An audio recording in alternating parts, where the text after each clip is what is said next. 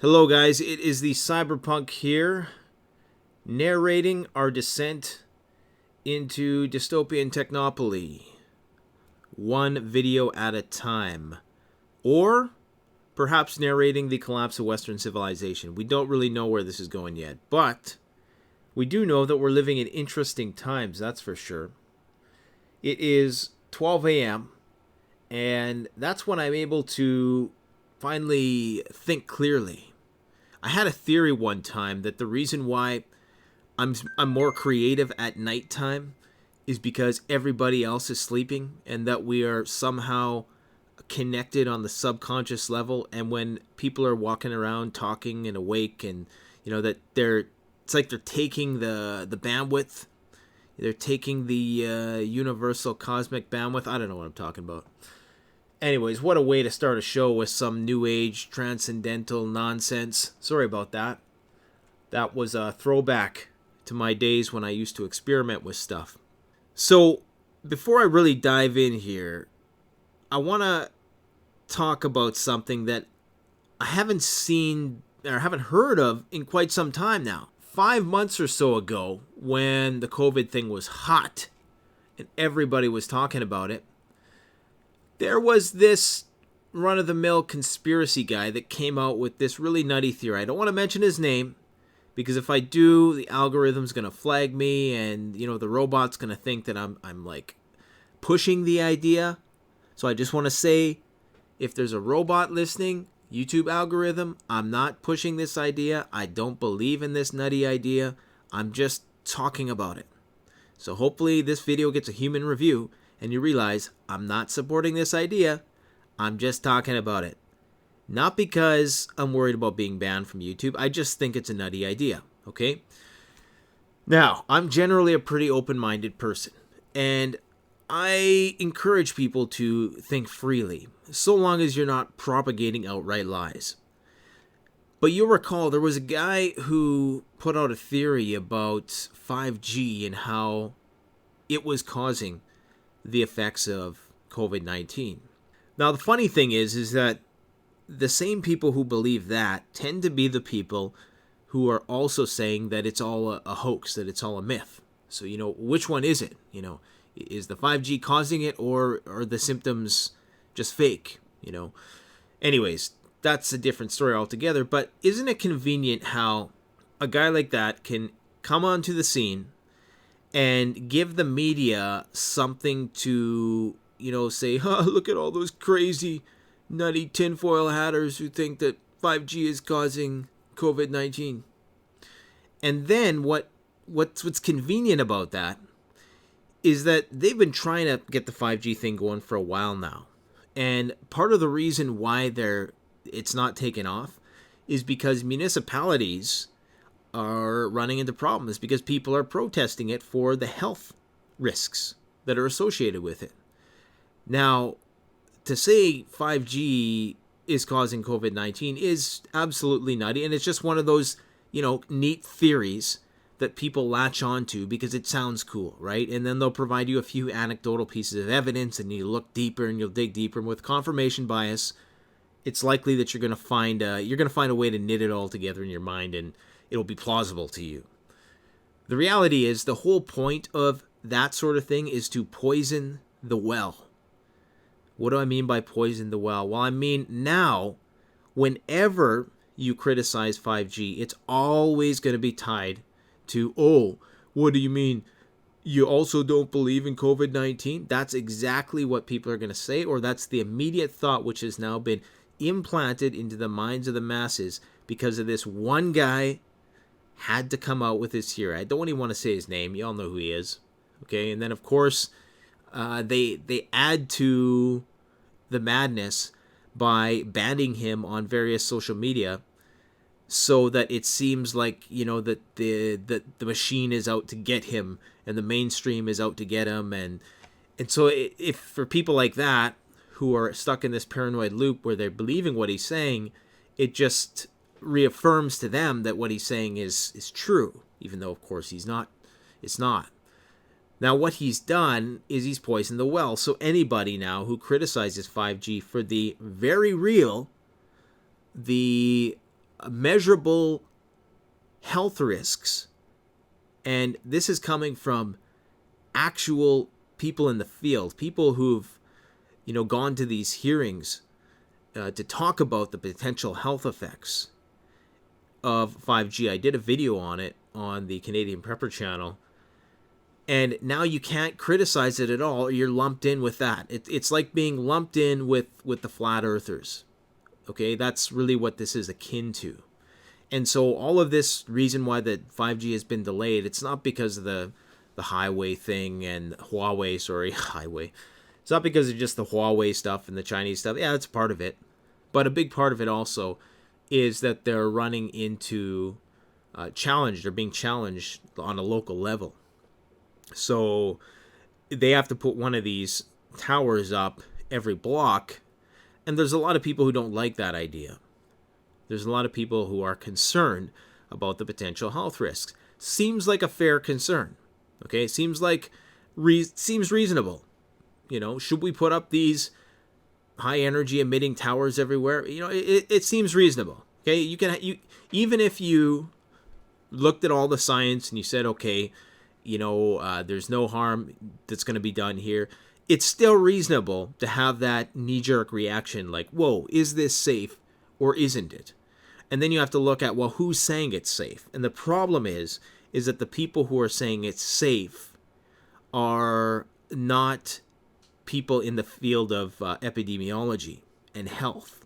It's people in the world of tech and the FCC who have no health background or they're not informed by any research on the topic. So there's no research that has been done by the companies who want to put these everywhere. Okay?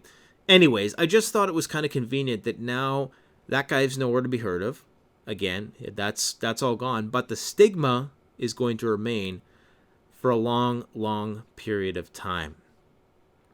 So, anyways, that's why it's just important that you always be critical. I know there's a lot of people who see the injustice in the world. They see the fact that, there's so many people struggling right now, and there's so many people getting staggeringly rich. And so they're trying to connect all these dots, which just aren't there. They're just distractions. Okay, what you need to understand is what we're going to talk about today. And we're going to do a bit more of a deep dive into the economics of what's going on, because there's this huge disconnect between the real economy, aka Main Street, and Wall Street. And everybody is puzzled as to how this can be. Well, I think I've learned a few things to really make sense of this.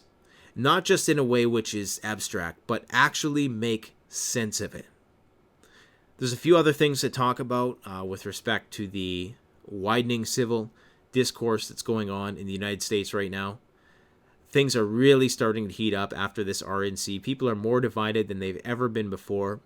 I'm starting to, unfortunately, see videos of people within the prepping community who are fanning the flames of this division. And it's not looking good. It's really, really not looking good. And this is exactly what you would expect when you're in a dire economic time. Because the more people are out of work, the more people have time to go and protest and focus on these things. If you're just sitting there at home because you have no job, but you have the internet, what do you think you're going to be looking up? You're not going to be looking up information on how technology is enhancing our lives and all this. You're going to be looking up, you're going to be trying to get to the bottom of why your life is sucking right now. And sometimes that means you are going to be exposed to information which is false and which is just there to divide us even more. So let's talk about this economic situation here. Because like I said, we have, on the one hand, we have Wall Street, which is hitting new records every single day. How is this possible? How is it possible? We've talked about the inflation thing, that the inflation is trapped in the stock market right now. It's a bubble. We've talked about that.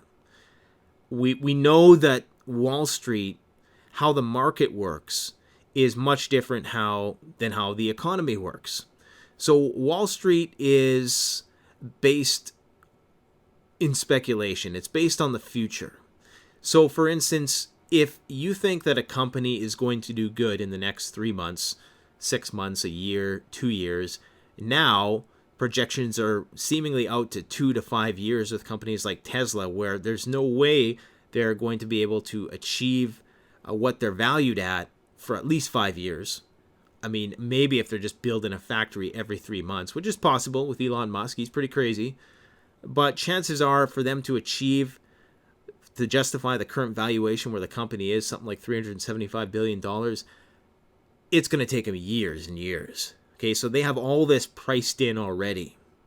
So it really is, in a lot of ways, like a credit card. Because it's like you want something now, so you buy it now, but you have to pay for that for the next few years. And that's what a lot of speculation within the markets is. It's just, okay, we think that this company is going to do good, therefore we're going to value it higher because 2 years out from now it might be worth this much. And these valuations in post-COVID era have gotten larger, more out of touch with reality, and pushed further and further back. Now, that's not the only thing that's going on. What you need to understand here with the economy, it's quite simple when you step back and just kind of look at what's going on. So you have the United States, who has military bases all over the world. And here's the rules of the game. If you control the world with your military, you get to have the reserve currency. That's just how it is. Okay, it used to be Britain that played a bigger role in the reserve currency. Whoever is the dominant force on the planet at any given time, that's who gets to have the reserve currency. So all of those trillions and trillions of dollars that you've invested in the military over the last, 50, 60 years, if you're a United States taxpayer, all of that money has had the unintended consequence of maintaining the United States as the reserve currency. So that's where the one hidden benefit is in all this military interventionism that not many people talk about. And it's tough to want to accept that if you're an anti-war person. But that's kind of the reality of the situation. If you got the guns, then you get the reserve currency. If you got the biggest bombs, people are going to want to trade in your dollars. Because it means that in times of crisis and in times of unrest and instability, your currency, out of all the currencies in the world, is likely going to be the one that is the most stable. Okay? So in spite of the fact that some people might view you as a bully, some people might view you as a liberator, don't get me wrong, some do. But regardless, it's like, you can criticize Facebook all you want, or you can criticize Apple all you want, but at the end of the day, they kind of have the best product. And part of the reason why they have the best product is because everybody uses it. So it's the only real product, the only real option you have to talk to everybody, just using Facebook as an example. I know there's a few other alternatives, but that's part of the reason why Facebook is so good, because everybody around the world has adopted the technology. Okay, same thing with the US dollar. Now, what has happened is that we were in a time of crisis, okay? And in a time of crisis, you got countries like Turkey their currency is struggling. You have the Lebanon situation, their currency was struggling. In times of crisis, that's when countries start printing money. But unless you're the reserve currency, you can't really get away with that for that long. See, the United States, because of all those investments of trillions and trillions of dollars of guns and ammo over the years, they now have a bigger blank check. They now have a much larger credit limit, if you will. So they can print a lot of money. And part of the reason why they can do that is because they export a lot of those dollars. We also need to understand, okay, well, let's finish that thought. Okay, they export a lot of dollars. There is a trade deficit right now with China and with many other countries around the world, with the United States. And what that means is that they're sending them more dollars than they are taking in. So what that means is that China starts to have a lot of US dollars, and other countries start to have a lot of US dollars. Now, that's not the only way we are exporting dollars. And part of the reason why the US dollar hasn't collapsed, the only reason why it hasn't collapsed, is because it's the reserve currency. Okay? If we were any other country that didn't have that large credit limit, our dollar would have collapsed. I say ours because you guys know I pretty much see Canadian, United States synonymously. If you guys go down, we're like going down the next day, literally the next hour, never mind the next day. So we know that there's a trade deficit, and we also know that almost a huge portion of jobs are being exported overseas and exported by big American companies who have certain amounts of employees on their payroll. But lots of these people are being farmed out in other countries. So take Google, for instance, or Shopify, one of these big North American companies. A lot of their workers are overseas. So a lot of their dollars that they're paying and a lot of the people that they're employing are overseas. Now, the people who are working for them overseas, because we live in a globalized market, they have the ability then to invest in the US stock market. You see what's happening here? Like myself, I have the majority of my investments in the United States stock market. Why? Because that's where it's at. That's where the big companies are at. There's a few, in Canada, a few big ones, but by and large, that's where the money's at, in the United States. Okay, the United States of America. God bless America. And I'm agnostic, but I'm still going to say it. God bless America. You guys know I love the US of A. I cannot express my love for that country enough, in spite of, all the insanity going on there. I still think it's one of the greatest human experiments of all time. Anyways, so you have all of these foreign investors putting money into the stock market. And in the meantime, everybody on Main Street, or a lot of people on Main Street, aren't working. So you have people who are losing their jobs on Main Street. They, got nothing to do but twiddle their thumbs and riot and protest all day. And where are all the jobs going? Well, the jobs are going overseas. And how is it that these companies are still making all this money hand over fist? Well, it's because they're exporting all the work. So the American stock market can keep going sky high while Rome burns. That's what I've realized lately. I've watched a few different videos to put this in perspective for me, that the stock market could literally, theoretically, in a globalized world, you could have the New York Stock Exchange going on all engines till the end of the country, till the actual collapse of the American empire. There doesn't need to be any real connection to Main Street anymore. And what this COVID situation has done is it has really accelerated this outsourcing of jobs. It's accelerated foreign investment into the stock market because everybody's worried, about their currencies. So they're buying into the U.S. stock market. There's not enough dollars to go around. That's why, they're trying to get more money out there. And all of this inflation, all of the inflation is hidden in the stock market. What's going to happen is if people eventually liquidate those assets and start buying up real things, then the demand for those things is going to go up, and that's when you're going to see actual price inflation. Now, I don't know if that's going to happen a month from now, 6 months from now, years from now, but at some point, the result of all of this quantitative easing is going to have to be realized in the markets.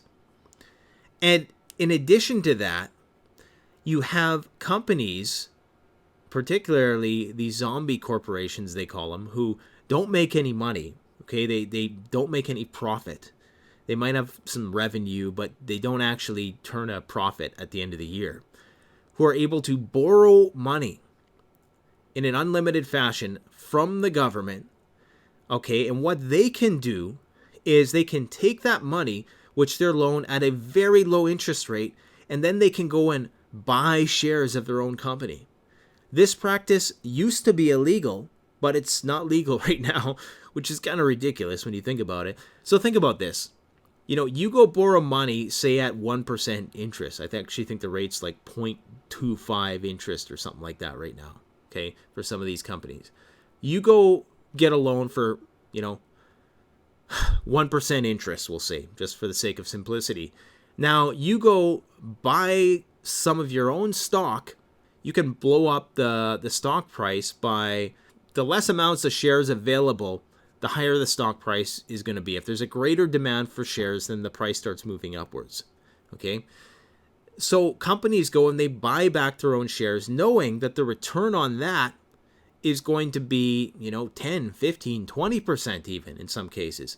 I mean, if you look at the valuations of most of the companies on the market, not just tech companies, all companies, most companies' valuations are sky high, with the exception of, some of the real laggards like the airlines, some of the restaurants and things of that nature. But there's any company which is turning a reasonable profit has a really unreasonable valuation right now. And it's mainly the result of this. It's the result of these stock buybacks, the outsourcing of jobs, foreign investments, all of those things. That's why you're seeing riots in the streets and record Wall Street profits. And we would be remiss to not mention the retail investor here. What the retail investor is, for any of you who don't know, it's the person who is not a professional investor, but has taken to one of these applications, which allows you to easily trade in and out of equities, which are stocks. And these applications like Robinhood or Webull or what, there's tons, okay? They have grown tremendously throughout this COVID period, partly due to the fact that everybody's stuck at home. Okay, that's one reason. But it's also just spirit of the times. More people are starting to direct invest via these applications. And what this has the effect of is that stocks can easily get hyped. And when you pair that with social media, like right now on YouTube, there is an explosion of retail investor YouTube channels who just talk stocks all day. Like, it's a new movement. It's kind of like where the fitness movement on YouTube was in the early 2010s, like when that was like really huge. That's where the retail investor YouTube community is right now. It's just blowing up. Like, you can make a channel, you talk stocks right now, your channel you'll get 10,000 subs within a couple months if you're talking about that kind of thing. So that's an opportunity for any of you who want to do that. But the reason why is because we're in this completely absurd bull market, which doesn't make sense, but it does make sense based on what I just told you. But it's not something which is sustainable. So a lot of these channels, once this passes us by and we dip into bear territory and we go into a real recession, a real Wall Street recession, if people divest from the US dollars at some point, these countries and people around the world, foreign investors, foreign and domestic, if people start divesting from the dollar, then you're going to see these channels start to dry up, or the name of the game is going to be shorting stocks, because that's the only way you're going to be able to make money in a lot of ways, unless you're really, really being targeted with the stocks that you focus on. So that is another reason why the market is blowing up, because all the retail investors are putting their $1,200 or whatever money they can scrape up into the markets, and a lot of them are losing money. It seems like they're winning, but they're actually losing money. Because how gambling works is that you always maximize your wins and then you minimize your losses. It's like a cognitive defense mechanism, like a error in information processing, if you will. You tell yourself lies, basically, to keep you in the game, to keep you at the table. So you block out your losses and you maximize your wins. That's what is happening with a lot of retail investors right now. And so the money that people do have, the disposable income they do have that they would be putting into other forms of entertainment, they're putting it into the market right now, which is artificially blowing up stocks as well. At least that's how I understand it so far. I'm sure tomorrow I'm going to learn something else because economics is in a lot of ways like politics. There's no 100% answer that one person is going to give you. There's a lot of ambiguity, and you really have to dig deep to figure out, what's going on. So that's part of the main reason why there hasn't been inflation yet. Now, one of the things that could bump the US dollar out and bring the whole house of cards crashing down is some kind of replacement currency. And that's why you're starting to see the saber rattling with the United States and China, because China is starting to get a lot of guns, if you hadn't noticed, in their military parades, and they want to start exporting some of their guns to people, if you know what I mean, and putting bases here and there, and so they can be the next reserve currency, because people want stability. If the Chinese currency can prove to be more stable than the US currency, people will switch to it. In addition to that, if a cryptocurrency emerges, which can prove to be a more stable holder of value, then people will gravitate towards that. Now with Bitcoin, the only reason why the world hasn't taken to it yet is because it's highly volatile. So one day, if you put $100 in there, that $100 could be worth $150, and you're like, yay, and the next day, well, not literally the next day, but in some cases, it's had some pretty wild swings. It could be worth $50. So it's not stable enough. Whereas the US dollar operates, within a range plus or minus 10, 20 bucks, okay? At the most extreme times, even during this COVID thing, plus or minus 10, 15 bucks. So you can pretty much set your watch to the US dollar. But on the topic of cryptocurrency, here's the problem. The world is run by gangsters. And I don't mean shape-shifting reptiles. I'm talking about flesh and blood people who take a crap just like you and me. But they're gangsters. Nobody wants to stick their neck out like that and say, hey, we got a replacement for the US dollar. Are you going to go up against, I don't know how many thousands of nukes they have? How many warships? Are you going to go up? Are you going to stick your neck out? I don't think so. That's why the inventor of Bitcoin is anonymous, and nobody really knows who invented it. That's why there's so many conspiracy theories around it also. But when you think about it, it makes perfect sense. If you're going to release a code like that, a revolutionary software, if you want to call it that, you don't want to be, you don't want a target on your back. There was one guy, I think, who claimed that he invented it. And as far as I know, he is nowhere to be found. Lots of people think that he's just a fictitious character anyways, and that, it's just a picture of some guy who, was basically thought to have invented Bitcoin. But there's no real proof of that. And this guy is nowhere to be found anyways right now, which is, some people think maybe he was taken out or whatever. So there are potential substitutes. There are ways the dollar could crash, for sure. It really is going to depend a lot on the global trade scene. And that's the problem with a lot of economic analysis with respect to what's going on in the United States. We live in a global world, and the U.S. is the reserve currency around the world. And there are billions and billions of dollars floating around out there in the global economic ether that factor into the equation here. So we cannot view the U.S. in isolation. And that's why the wealthiest 12 people in the United States have added $1 trillion to their wealth this year. Well, a good chunk of the country has seen their wages cut, have had to dig into their savings, and are outright lost their jobs. And we all know that the unemployment numbers aren't correct because If you stop looking for a job after 6 months, they don't include you in the statistics. So who knows how many actual unemployed people there are out there, and who knows how many people are just making it by paycheck to paycheck with the help of these government programs, these relief bills, which are quickly approaching an end. And there's politics surrounding that right now because, of course, if you believe in the whole left-right farce, you could make an argument that the Democrats want the market to crash so that Trump doesn't get reelected. If we believe all that, I'm not really convinced that that whole thing is even really that real, to be honest. I mean, I'm sure it is. It's real in the sense that a reality TV show is real. But there's like producers and directors, and it's like that Stanford prison experiment. Have you ever heard of that? What they did was they got these students. Half of the students played the role of prison guards. The other half of the students played the role of prisoners.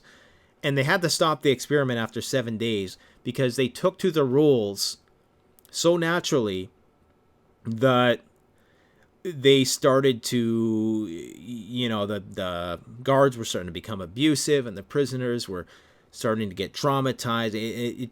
People really took to the roles. So, yeah, you could see Pelosi ripping up pieces of paper and, they all really look like they're mad at each other. But, I mean, at the end of the day, George Bush stands next to Obama, stands next to Clinton, stands next to Trump. At the end of the day, it's like the cast of the show, right? So I'm not 100% convinced that, I read a funny article here on the quote-unquote natural news defending health, life, and liberty. You guys really gotta be very, very critical of these alternative news sources. And when you see headlines like this, dig a little deeper and you'll find that it's mostly bullshit. Here's the headline. Pelosi declares Republicans to be enemies of the state and launches plan to seize the White House by force. Okay, part of that is true. She did declare some Republicans, I think it's kind of taken out of context, but she did say enemies of the state. But there was no plan to seize control of the White House by force. I mean, come on, we're talking about Nancy Pelosi here. She's how old? I don't think she has military training, but maybe she does. Maybe she does. Don't want to offend anybody. But, they doing this because it sells. That's what people don't get. This sort of divisiveness sells. That's why I don't do this kind of politics. People say, oh, why don't you support the conservatives? Why don't you support Trump? And it's like, I don't want to, there's a lot of money being made there. That's where the money is. People come on my channel all the time. You're just a fearmonger, And look, if I wanted my channel to be huge, like look at the conservative twins, aka Twin Muscle Workout. Do you remember those guys? They have that conservative twins channel, and that channel has blown up. I'm talking like 1 million views per video for a while there. I think it might have leveled out a bit now.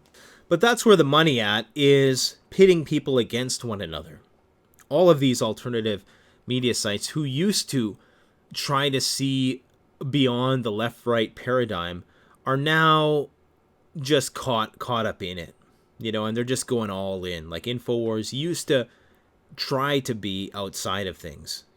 Alex Jones used to be a real libertarian, an anarcho-syndicalist, or whatever the hell he called himself.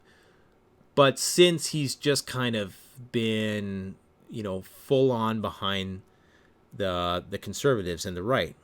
Now, that said, I personally, in terms of the conservative platform, there's a lot of things I agree with. Okay, I'm not saying that I don't particularly have any values which don't align with either party. Obviously, I do.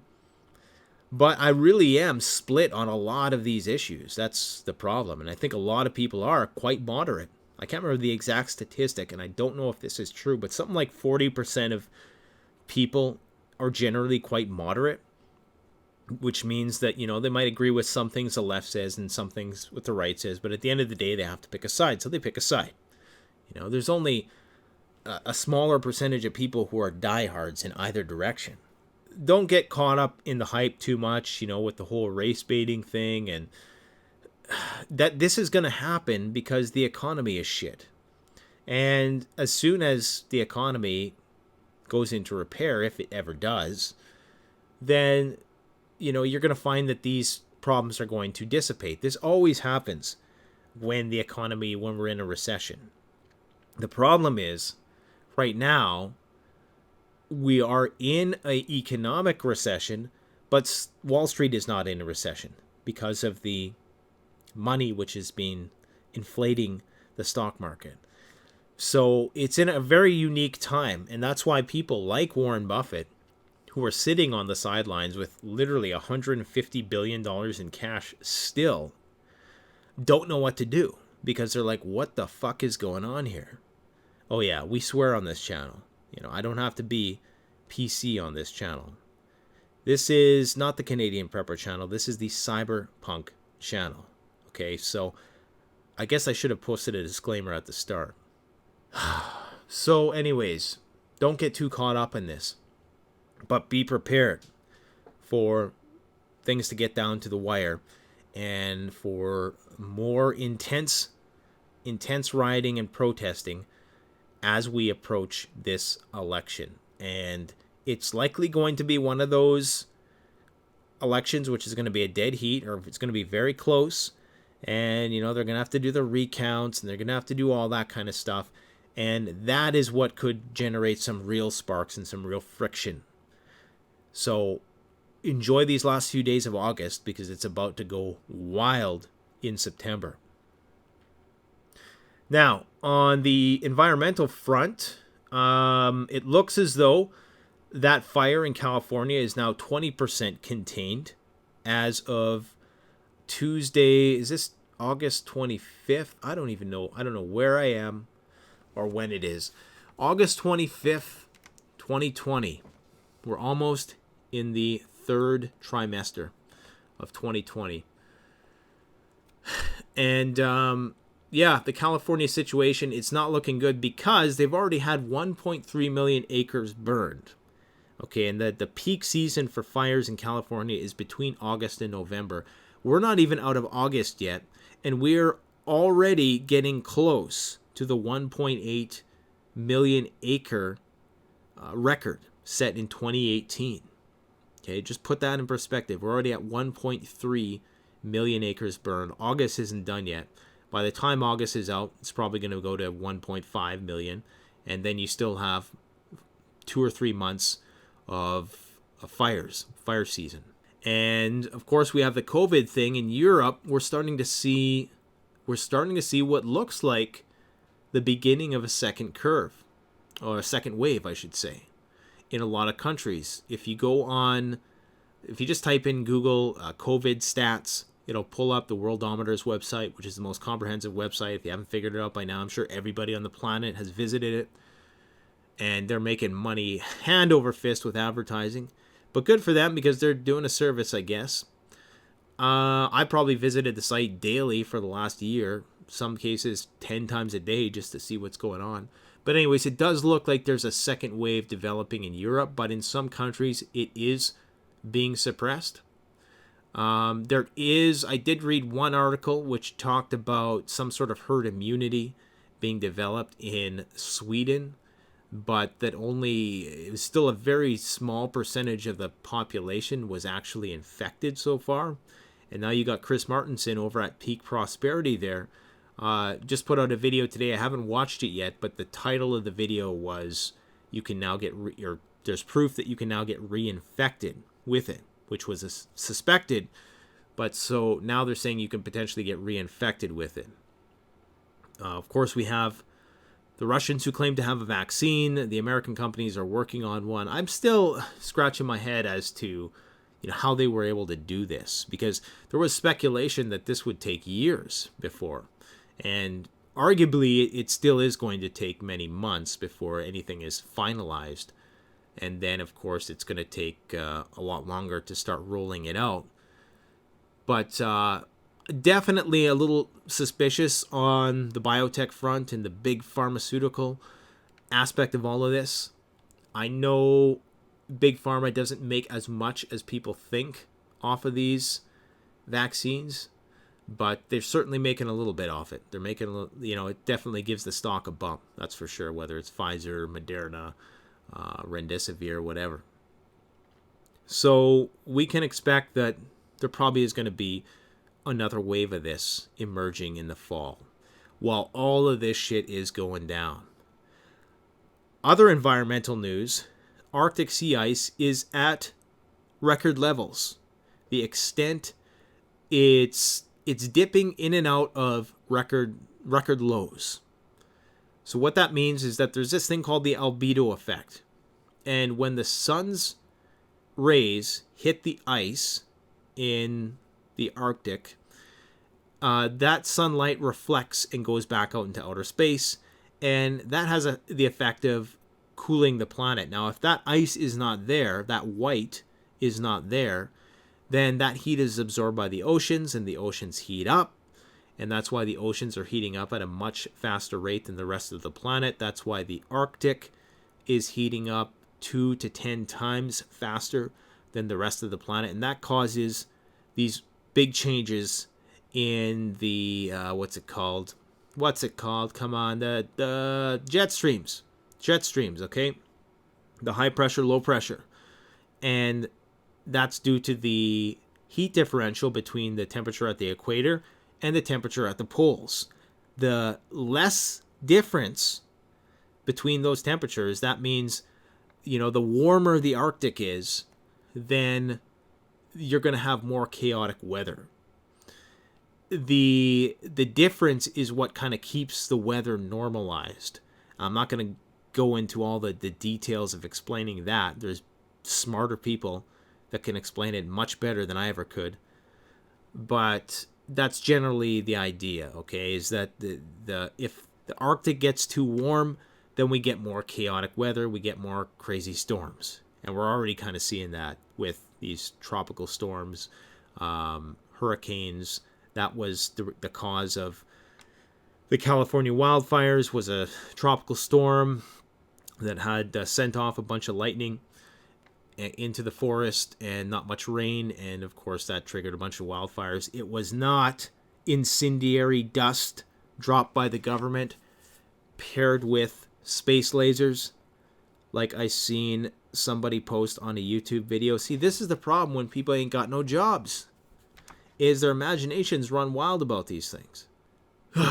Now, look, I'm open to new ideas and different ideas and thinking about things abstractly and alternatively, because I know that there is academic groupthink, there is academic suppression of ideas that run counter to the status quo. I get that. But incendiary dust dropped by the government, ignited by space lasers? Come on, guys. Come on, man. If anything, the government would send a few guys in there to light some fires. It would really be that easy, because the whole place is a tinderbox because they're in a drought. So I don't think there's any reaching a lot of these people. But yeah, that it is what it is, I guess. We're always going to have that. So these environmental problems are going to come to a head around the same time that the political division and the street battles are going to come to a head, around the same time that who knows if they're going to extend these benefits. And like I said, at some point, somebody's got to pay the tab here. Somebody's got to pay the piper. Somebody's got to pay taxes. And if you start taxing the big corporations, well, they're just going to move. They're just going to leave. And then your economy is going to be really screwed, because the ones who, they're going to be all that's left, right? Because all the mom and pops are going to be closed.